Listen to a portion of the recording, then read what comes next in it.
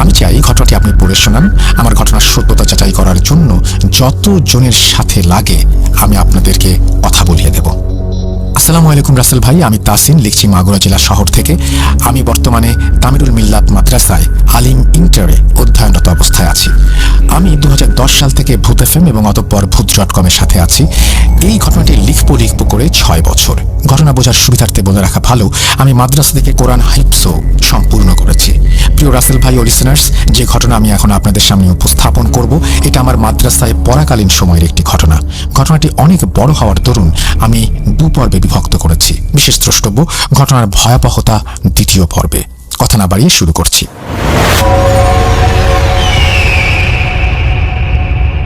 ঘটনা 1।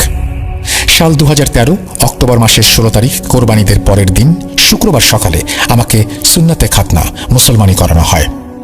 প্রিয় লিসেনার্স, আপনারা নিশ্চয়ই ভাবছেন এমন অদ্ভুত কথা আমি কেন বলছি। সামনে চলুন, বুঝতে পারবেন। রাসেল ভাই, আমাকে যখন খাতনা করানো হয় ততদিনে আমি বেশ বড় হয়ে গেছি। আমি মক্তবে পড়া শেষ করে হিফজ বিভাগে চলে গেছি। এত অহেতুক কথা কেন বলছি তার একটু বর্ণনা দেই। দোতলা মাদ্রাসাটি মাগুরা শহরের ভেতর দিয়ে বয়ে চলা নবগঙ্গা নদীর তীরে অবস্থিত, আর মাদ্রাসা মসজিদ পাশাপাশি, আর এটা শহরের প্রাণকেন্দ্র। আর আমাদের হিফজ বিভাগ ছিল মসজিদের 2য় তলায়। কোরবানি ঈদের 1 সপ্তাহ পর ছাত্ররা ছুটি কাটিয়ে মাদ্রাসায় ফিরে আসে। বলে রাখা ভালো, মাদ্রাসা আর আমার বাসা একই জায়গায়। মাদ্রাসা থেকে আমার বাসা আর আমার বাসা থেকে মাদ্রাসা দুটোই দেখা যায়।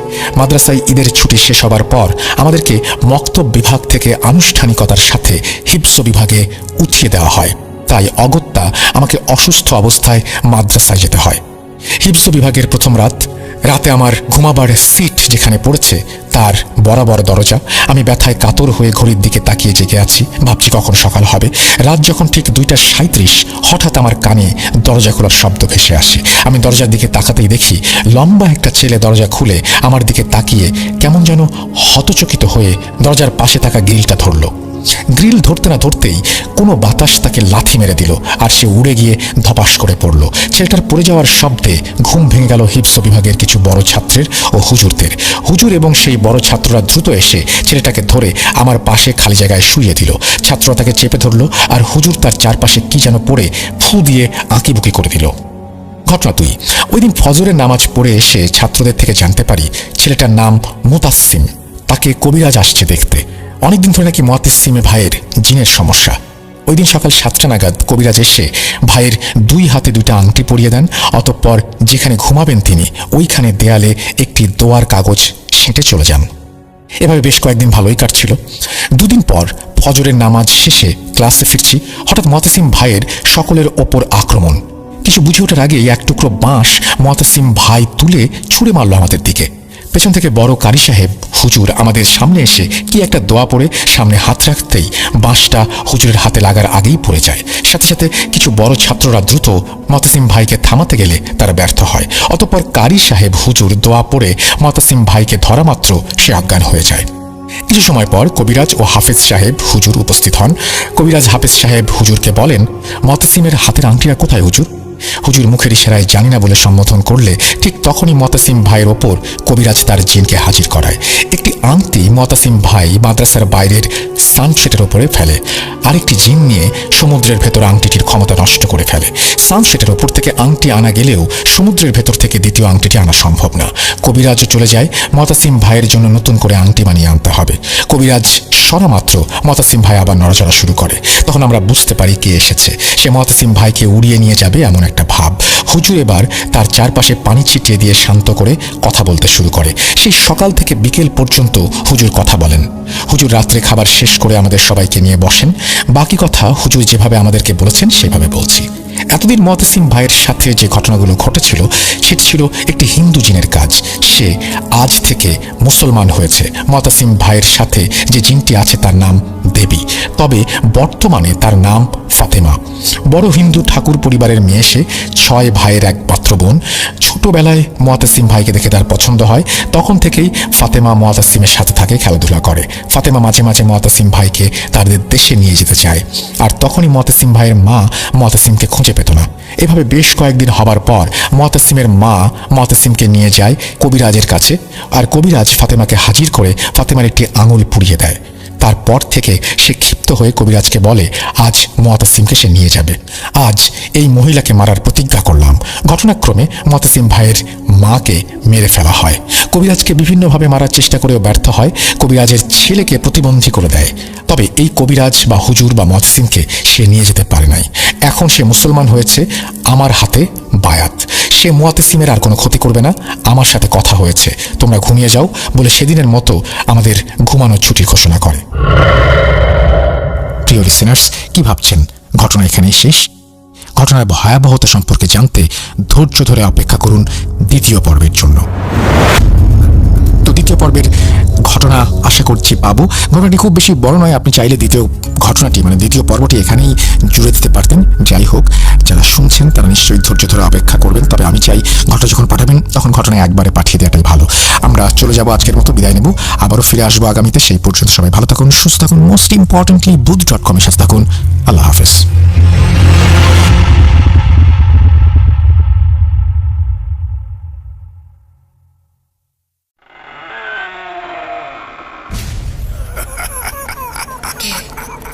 কে তুমি? Booth.com. The fear returns with Russell.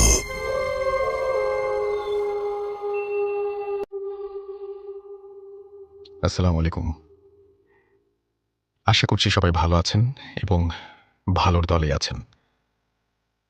আমি রাসেল এবং আমি আপনাদের কাছে হাজির হয়েছি সম্পূর্ণ নতুন একটা প্রোগ্রাম নিয়ে, যেটির নাম ভূত.com। আজকে ভূত.com-এর একেবারেই প্রথম পর্ব। জানি না কেমন হবে। যদি আপনাদের সহযোগিতা পাই, যদি আপনাদের কাছ থেকে পর্যাপ্ত পরিমাণের ঘটনা পাই, তাহলে হয়তো বহুদূর এগিয়ে যাওয়ার স্বপ্ন দেখব। তো যাই হোক, আশা করছি সবাই ভালো ছিলেন এবং আপনাদের ভালোবাসায় সিক্ত হয়েই ফিরে আসা। আর এখানে যারা ঘটনা বলবেন তাদেরকে আপনারা বিভিন্ন মাধ্যমে বিভিন্ন কারণে চেনেন। কেউ আপনাদের ভয় দেখান, কেউ আপনাদের গান শোনান, কেউ আপনাদের ভয় ভাঙান। আমাদের প্রথম পর্বেই যেমন আমরা রেখেছি, সে যে মনে আছে যে আমার খুব কাছের একজন মানুষ, মনে থাকার কথা নয়, তিনি হচ্ছেন কৌশিক দা। তিনি ঘটনা শেয়ার করবেন। আমাদের সঙ্গে থাকবেন ডক্টর আলিফ, আফনান ভাই, বাবু ভাই, আবরার ভাই, হাফেজ মাইনুদ্দিন সহ আরও অনেকে। আশা করছি পুরোটা সময় খুব জমজমাট কাটবে আপনাদের। তো আমি শুরুতেই শুরু করতে চাই একটা ঘটনা দিয়ে, যে ঘটনাটি আমাকে পাঠিয়েছেন কেউ একজন, লিখে পাঠিয়েছেন সেই রকম একটি ঘটনা। তিনি যেভাবে লিখছেন সেভাবেই পড়ছি।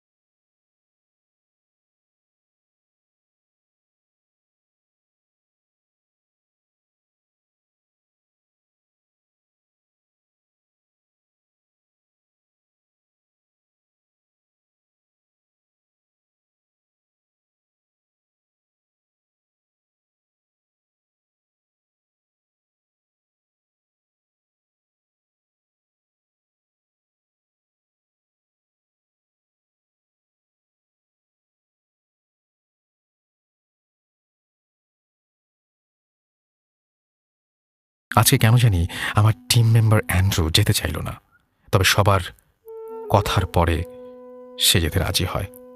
আর আমি কেমন যেন ভয় পাচ্ছিলাম, আবার কৌতূহল হচ্ছিল। মনে হচ্ছিল যদি ভালো কিছু একটা পেয়ে যাই তাহলে আমার থিসিসের কাজে অনেক সহায়ক হবে।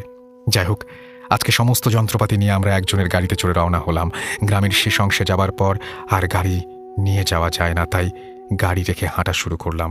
গ্রাম পেরিয়ে জঙ্গলে ঢোকার সময় এক বৃদ্ধের সাথে দেখা। বৃদ্ধ দেখতে কিছুটা কুঁজো হয়ে গেছে, কিন্তু তার সব চুল দাড়ি পাকেনি, আধা আধা টাইপের। সে কোনো একটা ভাষায় আমাদের জিজ্ঞেস করলো যে কোথা থেকে এসেছি।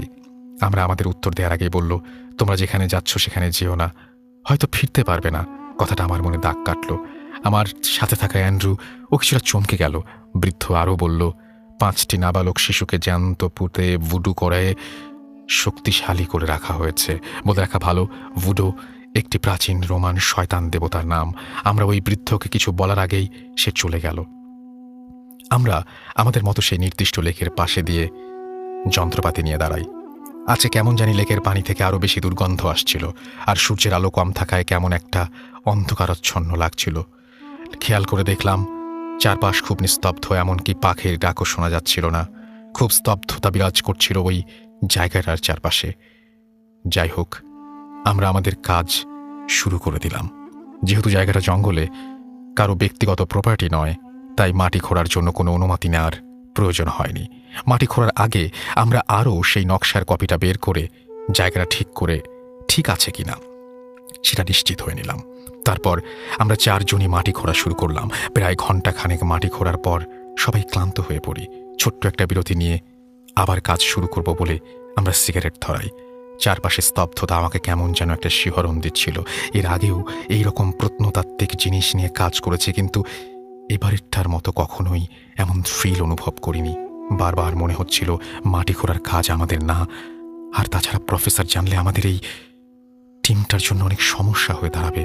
যাই হোক, সিগারেট শেষ করে আমরা আবার কাজে ফিরলাম। তবে এবার যা দেখলাম তা ছিল আমাদের জন্য অবিশ্বাস্য। মাটি খোঁড়ার আগে উঁচু জায়গাটি যেমন ছিল এখনো তেমনি আছে, একটা খোঁড়ার দাগও নেই। বিষয়টা আমাদের কাছে প্রচণ্ড অবাক লাগলো।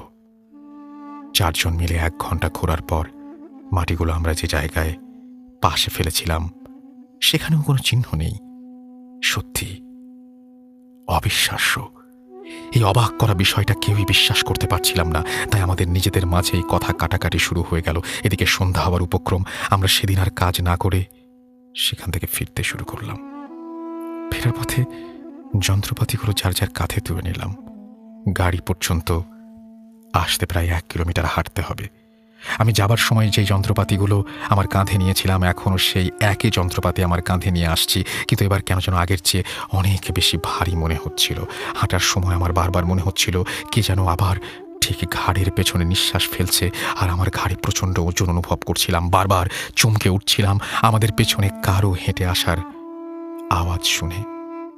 শুকনো পাতার ওপর পা ফেললে যেমন মর্মর আওয়াজ হয়, ঠিক সেই আওয়াজ আসছিল আমাদের পেছন থেকে।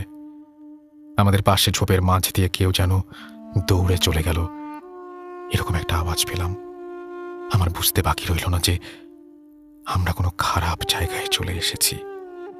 এসব থেকে পরিত্রাণ পাওয়ার জন্য আমরা খুব দ্রুত পা চালালাম, কিন্তু কিন্তু যেখানে 1 কিলোমিটার পথ পার হবার কথা 15-20 মিনিটে, সেখানে প্রায় 1 ঘন্টা হাঁটার পর আমরা আমাদের গাড়ির কাছে পৌঁছাতে পারলাম। আমরা 4জনই প্রচণ্ড ঘামছিলাম।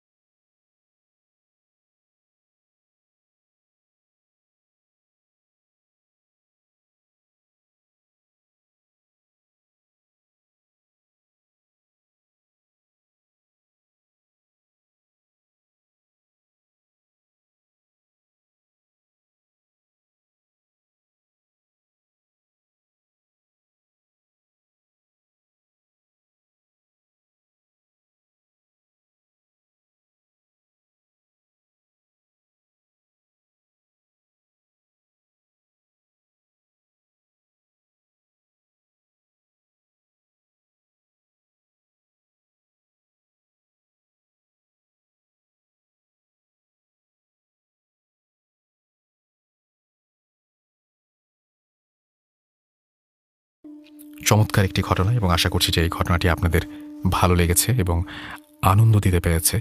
যদি আনন্দ দিতে পারে তাহলে আমরা খুশি হব এবং আমরা খুব দ্রুত আমাদের ইমেল অ্যাড্রেস সব কিছু আপনাদের জানিয়ে দিব, যেখানে আপনারা ঘটনা পাঠাতে পারবেন। আপনারা ঘটনা জমিয়ে রাখুন, কিছুদিনের মধ্যে আমরা আপনাদের জানিয়ে দেবো যে কীভাবে আমাদের সাথে সেই ঘটনাগুলো শেয়ার করবেন। আপনারা কোনো ঘটনা পেলে সেই অডিও ক্লিপগুলো আপনারা রেকর্ড করে রাখুন এবং আমরা বলা মাত্র আপনারা যেন সেখানে পাঠিয়ে দিতে পারেন। তো যাই হোক,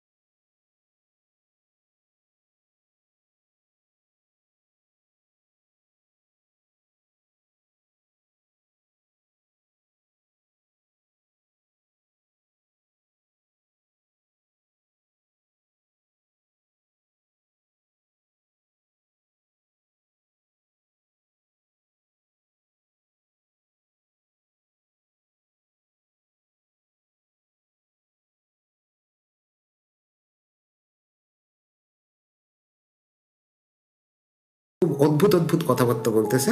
তো তারপরে সব কিছু তো একটু ড্রেস ফ্রেস সব চেঞ্জ করার পরে উনি এসে ওই বৈঠকখানার ওই জায়গাটাতে বসে বলে, কই গো, চা কি হইলো, একটু চাটা খাওয়া, তারপরে সব কিছু দেখবো কি হলো কি না। এবার নানি বেরোলেন, জানেন তো, হাতে কোনো চায়ের কাপ টাপ কিচ্ছুই নেই, বাট উনি বেরোয়েছেন। এবং বেরোনোর সময় নানা না কিছু একটু অদ্ভুত জিনিসপত্র নোটিস করেন। মানে কথা বলি আর কি, নানি বিশাল লম্বা চওড়া মহিলা ছিলেন তখনকার দিনে। Let's say she was about 5'8", হ্যাঁ হ্যাঁ, এবং যথেষ্ট বিশাল চড়া। এবং না প্রথমেই দেখে না একটা জিনিস একটু কিঞ্চিত সন্দেহ হয়, হ্যাঁ, যে ব্যাপারটা কি, মুভমেন্টে কোনো একটা প্রবলেম আছে কিছু একটা। সো সে না খুব তাড়াতাড়ি করে গিয়ে ধম করে ওনার হাতটা ধরে। এই কি হয়েছে তোমার, তখন থেকে তোমার গলায় কি হয়েছে, তো কি হয়েছে তোমার? মানে প্রচণ্ড গায়ের জোর এমন, মানে আমার নানা একটা 6 ফুট প্লাস ম্যান, কিন্তু হ্যাঁ তখনকার দিনের ওই টিচার থাকতো না বিশাল বড় সাইজে, ফুটবলও খেলে, অঙ্ক পড়ান উনি, মানে গ্রেগোরিয়ান স্কুলে ইনফ্যাক্ট উনি মনে হয় অঙ্ক পড়াতেন না, something like that if I am not mistaken.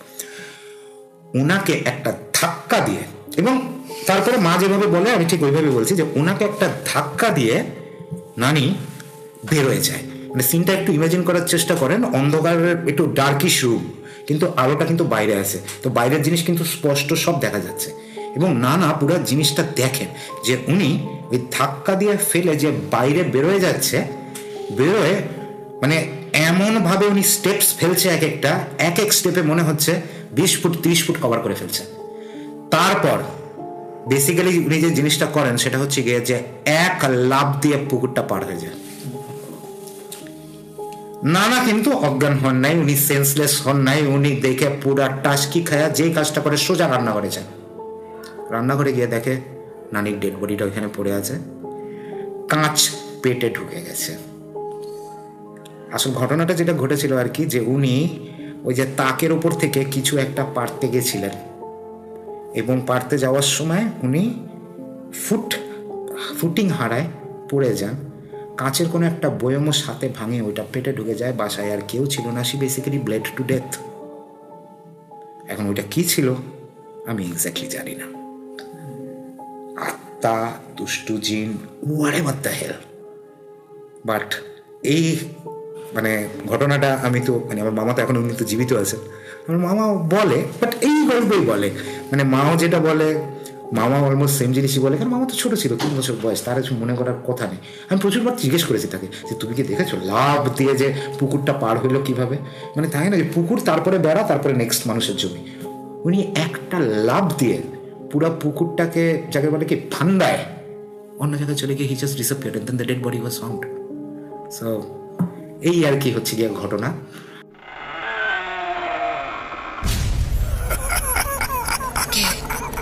কে তুমি? Bhoot.com. The fear returns with Russell.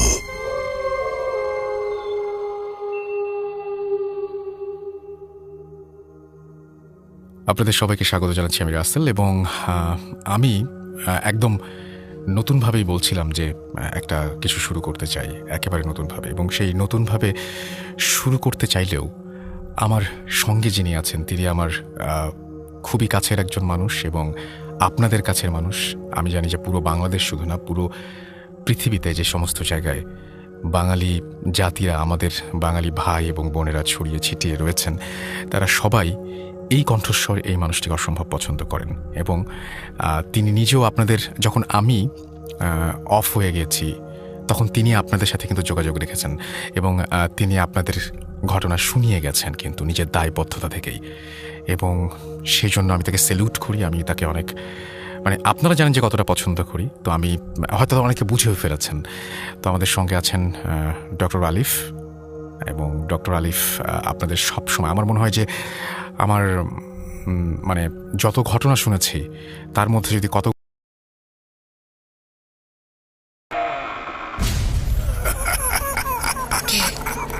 কে তুমি?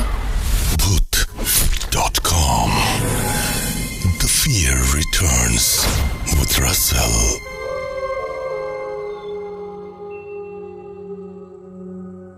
আপনাদের সবাইকে স্বাগত জানাচ্ছি, আমি রাসেল, এবং আশা করছি যে আপনারা যারা শুনছেন আমাদেরকে এনজয় করছেন প্রতিটা মুহূর্ত, এবং আমি চাই যে প্রতিটা মুহূর্ত আপনারা এরকম ভয়ঙ্কর ভালো থাকুন এবং সবসময় ভালোর দলে থাকুন।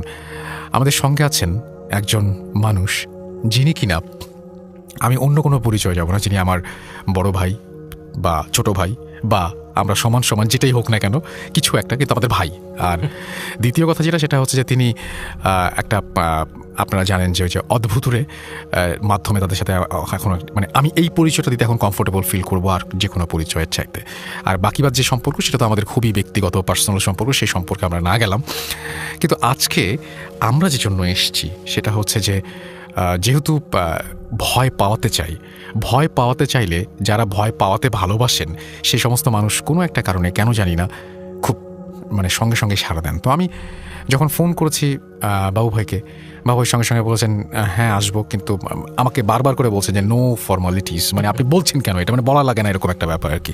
তো যাই হোক, বাবু ভাই জিয়ার, আর আমরা বাবু ভাইয়ের কাছ থেকে একটা ঘটনা শুনবো আজকে, এবং আশা করছি যে এই ঘটনাটা আপনাদের ভালো লাগবে। বাবু ভাই, কোথাকার ঘটনা বলবেন আপনি আসলে, বলেন তো? রাসেল ভাই, thank you for inviting me. You are most welcome. Courtesy করলাম একটু। আচ্ছা, ওকে।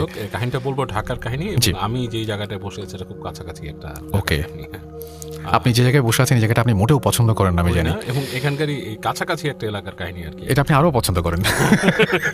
আচ্ছা। Okay, এবং এইখানে অ্যাকচুয়ালি আমাদের একটা খুব পরিচিত, আপনারা পরিচিত মানুষ, আমি মানে হয়তো আপনার পরিচিত, যাই হোক নাম বলবো না, নামটা আমি এবার চেঞ্জ করে দিলাম, আশফাক। আশফাক ভাইয়ের কাহিনী বলি। হ্যাঁ, আচ্ছা। যাই হোক, আশফাক ভাই উনি ওনারা একটা অ্যাপার্টমেন্ট কেনেন এই এলাকাতেই আর কি, কাছাকাছি।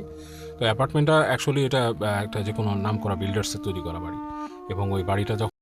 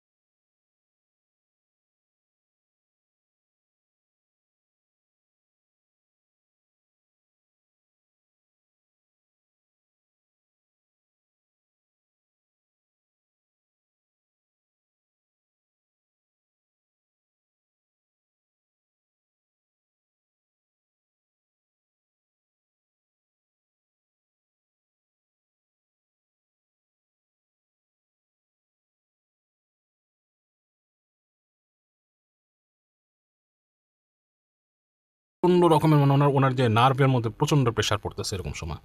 তো উনি, আপনি যেটা বলছেন রেশনাল চিন্তা করলে কিন্তু, হ্যাঁ, রেশনাল চিন্তা তো আমরা অনেক কিছু নিয়েই করি, যে আমরা রেশনাল ভাবে আমরা অনেক কিছুই এভরিডে লাইফে আমরা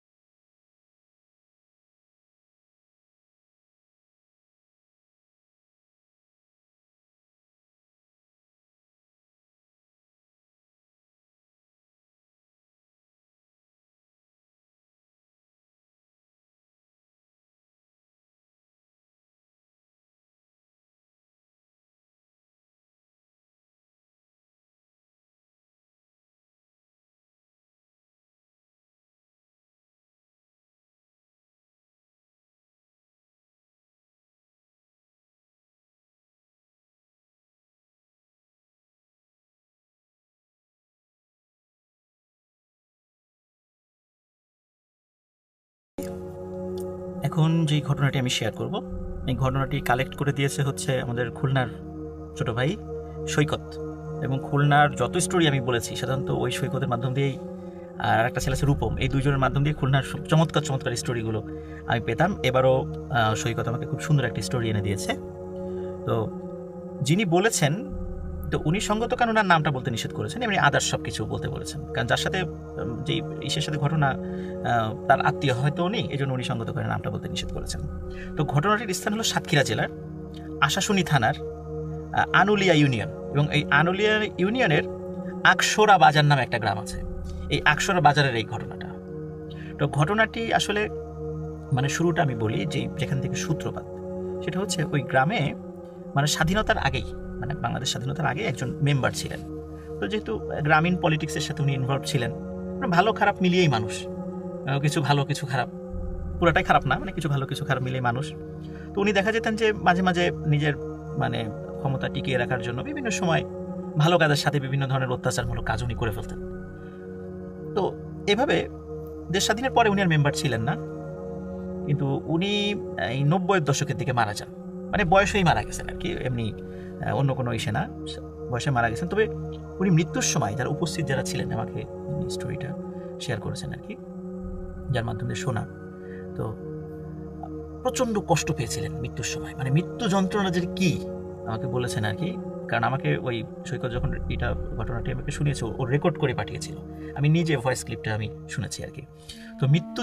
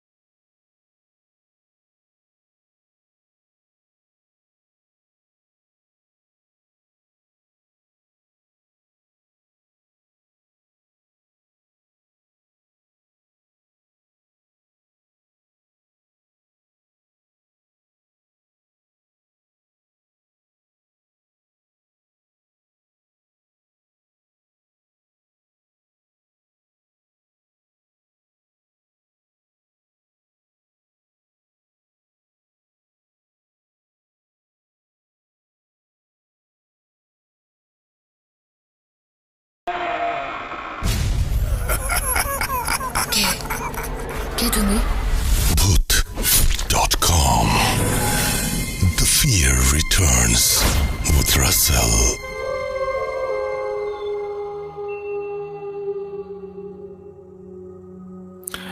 right, you are listening to ভূত.com। আমি রাসেল আছি সাথে, এবং আপনারা শুনছেন আমাকে। এই মুহূর্তে আমি যেটা করব সেটা হচ্ছে যে সরাসরি চলে যাব আরও একটি ঘটনা। কিন্তু এই ঘটনাটি কার?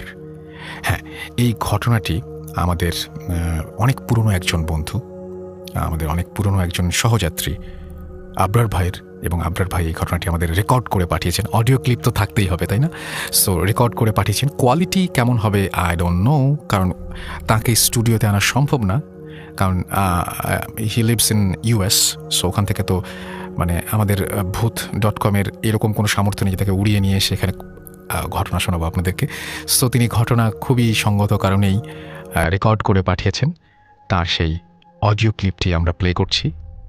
এনজয়।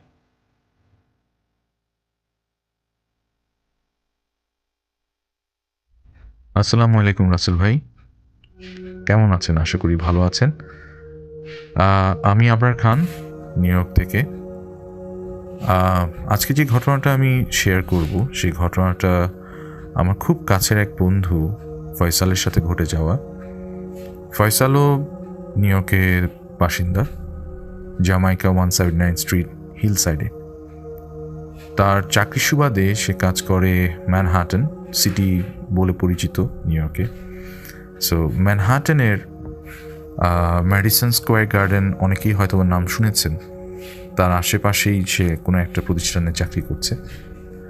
তার চাকরির সময়টা দেখা যায় যে বিকাল থেকে শুরু হয় এবং রাত্রে 11টা সাড়ে 11টা পর্যন্ত তার ডিউটিতে থাকতে হয়। তো প্রায় দিনই বাসায় ফিরে সে অনেক রাত্রেবেলা, দেখা যায় যে 12টা সাড়ে 12টার দিকে হয়তো বা ট্রেনে উঠছে, রাত 1টা-1:30টার দিকে ফিরছে। তো যেদিন ঘটনাটা ঘটেছিল সেদিন আসলে বেশ বরফ পড়েছিল। আপনারা জানেন অনেকেই যে নিউ ইয়র্কে শীতের সময় মাঝে মাঝেই বরফ পড়ে থাকে, এবং যতই বরফ পড়ুক আমাদের আসলে এই বরফের ভিতরেও কাজে যেতে হয় বা কাজ থেকে ফিরতে হয়। কাজকে কোনোভাবেই আমরা মানে ছেড়ে থাকতে পারি না আর কি। তো নিজের জীবিকার তাগিদেই সেদিন অনেক বরফ পড়ার কারণেই ফয়সাল তার কাজে যোগ দেয় এবং কাজ শেষ করে রাত্রে 11:30টার জায়গায় সেদিন একটু দেরি হয়ে যায়, রাত 1টার দিকে রওনা করে। তো রাত 1টার দিকে যখন রওনা করে, আনুমানিক রাত 1:30টার দিকে সে পেন স্টেশন নামে পাশের যে ট্রেন স্টেশনটা সাবওয়েতে, সেই সাবওয়েতে অপেক্ষা করছিল। এবং রাত্রেবেলা যেটা হয় নিউ ইয়র্কে, যারা নিউ ইয়র্কবাসী বা যারা দীর্ঘদিন আমেরিকায় আছেন বা যারা ঘুরতে এসেছেন, অনেকেই হয়তো বা জানেন যে রাত্রেবেলা সাবওয়েতে ট্রেনগুলো যদি দেখা যায় অন্যান্য সময় দিনের বেলা 5 মিনিট 6 মিনিট পর পর আসে, কিন্তু রাত্রেবেলা আসে দেখা যায় আধা ঘন্টা, অনেক সময় 1 ঘন্টা পর্যন্ত দেরি করে। রাত 1:30টার থেকে সে অনেকক্ষণ অপেক্ষা করছিল, প্রায় রাত 2টার পরে একটা ট্রেন আসে আর কি। তো সেই ট্রেনটা করে সে পেন স্টেশন থেকে আরেকটা ট্রেন স্টেশনে গিয়ে ওখান থেকে তার যে গন্তব্যের যে ট্রেনটা সেটা হচ্ছে এফ ট্রেন ধরার জন্য অপেক্ষা করতে থাকে। সেখানেও প্রায় অনেকক্ষণ চলে যায়। ইতিমধ্যে রাত 3টা বেজে যায়। তো প্ল্যাটফর্মে অনেক ফাঁকা ফাঁকা জায়গার ভিতরে বেশ মানুষজন দূরে দূরে ছিল। আর একটা ট্রেন স্টেশন আন্ডারগ্রাউন্ডে অনেক বড় থাকে। আপনারা হয়তো যারা দেখেছেন বা হয়তো ধারণা করলেও বুঝতে পারবেন যে একটা যদি ট্রেনের কম্পার্টমেন্ট যদি দেখা যায় যে 12টা-15টা থাকে, সেক্ষেত্রে কতখানি জায়গা নিয়ে করতে হয়। ও যেখানে ছিল সেখানে আসলে আশেপাশে কোনো মানুষ ছিল না, হয়তো দূরে অনেকে কেউ ছিল। তো হঠাৎ করে প্রকট দুর্গন্ধ তার নাকে আসতে থাকে। দুর্গন্ধ বেসিক্যালি দেখা যায় যে উন্নত বিশ্বে এরকম ট্রেন স্টেশন এটা আসলে সেরকম অস্বাভাবিক একটা বিষয়। দেখতে পেল যে সিঁড়িটা আর কি প্ল্যাটফর্মে নেমে এসছে, মানে মেইন উপর থেকে যে সিঁড়িটা দিয়ে সবাই নেমে আসে প্ল্যাটফর্মে, সেই সিঁড়ি দিয়ে একটা মানুষ নেমে আসছে, খুব উস্কো খুস্কো, মানে যাদেরকে বলা যায় আর কি হোমলেস। তো ওই হোমলেস লোকটা আস্তে ধীরে নেমে আসছে এবং আস্তে আস্তে যে ওই লোকটা যখনই কাছে আসতে থাকে, ফয়সাল ফিল করলো যে ওই যে দুর্গন্ধটা আরও বিকট হতে থাকলো। কাছাকাছি আর যখন আসলো দেখে উস্কো উস্কো একটা খুব চিরাজর্ণ একটা মানুষ। তো সেই লোকটা যখন কাছে আসে, হাতে তার একটা ক্যান, ওই যেগুলো এমটি ক্যান, বিয়ারের ক্যান হতে পারে বা কোনো ড্রিঙ্কসের ক্যান হতে পারে। তো ওই ক্যানটায় সে ওই কয়েন নাড়াচ্ছে আর শব্দ করছে, বলছে, এটা খুব ভারী গলায় ফয়সালকে বললো, sir can you get me $1? would love to buy some beer. এটা বলার পরপরই ফয়সাল আসলে খুব অস্বস্তি ফিল করা শুরু করছিল, যেহেতু দুর্গন্ধ, এবং সে পকেট থেকে $1 নোট বের করে সেই ক্যানটাতে দিয়ে দেয়, এবং দেওয়ার সাথে সাথেই লোকটা আস্তে আস্তে আস্তে হেঁটে আরেকদিকে চলে যায়। ইতিমধ্যে ট্রেন চলে আসে, তার গন্তব্যের F ট্রেন চলে আসার পরে সে কম্পার্টমেন্টে উঠে যায়, ডোর ক্লোজ হয়ে যায়। ডোর ক্লোজ হয়ে যাওয়ার পর ঘুরে দাঁড়াতে সে দেখলো যে প্ল্যাটফর্মে সেই উস্কো খুস্কো লোকটা তার দিকে তাকিয়ে খুব অস্বাভাবিক একটা দৃষ্টি তার দিকে দিয়ে রেখেছে, এবং কেমন জানি একটা অদ্ভুত একটা হাসি দিচ্ছে। যাই হোক, তো ওখান থেকে ট্রেনে করে যেতে প্রায় 1 ঘন্টা সময় লাগে তার গন্তব্যে, তার বাড়ি যেখানে, সেটা হচ্ছে 179 জামাইকাতে, ওই স্টেশন নামতে। তো যেতে যেতে এক সময় সে দেখতে পেল যে সে খুব টায়ার্ড ছিল, সো অনেকটা এত টায়ার্ডনেসের ভিতরে যখন ঘুম ভেঙে গেল তখন দেখলো প্রায় তার গন্তব্যের কাছাকাছি চলে এসছে। তো যখন আসলো ট্রেন থেকে নেমে হাঁটা শুরু করলো, ট্রেন স্টেশন থেকে বের হয়ে আসলো। এখানে বলে রাখা ভালো, ফয়সালের বাসা 179, যে জামাইকা 179, ওখান থেকে হিল সাইড থেকে আরও বেশ কিছু দূর, প্রায় 10-15 মিনিট হাঁটতে হয়। তো সেখান থেকে সে হাঁটা শুরু করলো। রাত বাজে তখন প্রায় কাছাকাছি 3:30, 4:30 এরকম একটা সময়ের দিকে। হাঁটতে হাঁটতে আগাচ্ছে। আর রাস্তায় আসলে তখন তেমন একটা লোকজনও ছিল না, খুব চুপচাপ, যেহেতু সে প্রতিদিনই আসে, তো এই এনভায়রনমেন্টেই সবসময় চলাফেরা করে বা হেঁটে অভ্যস্ত। তো এই সময় হঠাৎ করে দেখতে পেল যে অনেক দূরে, তার বাড়ির কাছাকাছি প্রায় চলে এসছে, স্ট্রিট লাইটের আলোতে দেখতে পাচ্ছে যে একটা মানুষ কুঁজো হয়ে বসে আছে জাস্ট ফুটপাতের সাথে, এবং হাতে সম্ভবত কি যেন একটা উঁচা করে দিয়ে রাখছে, এবং একটু সবার যে ইন্টারচেঞ্জটা ছিল ওখানে কেন দেখেছিল। এরপর থেকে কখনো আর কোনো দিন ফয়সাল তাকে দেখেনি। কোনো একটা আড্ডায় যখন ফয়সাল আমাকে এই গল্পটা বলছিল, তখন আসলে আমি ফয়সালের ওই বাসাটাতেই বসেছিলাম, যে বাসায় আশেপাশে ওই হোমলেসটাকে দেখেছিল সে। আর এরপরে কখনো ফয়সাল তাকে দেখেনি। ধন্যবাদ রাসেল ভাই, ধন্যবাদ।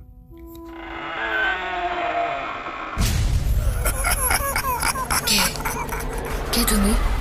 Bhoot.com. The fear returns with Russell.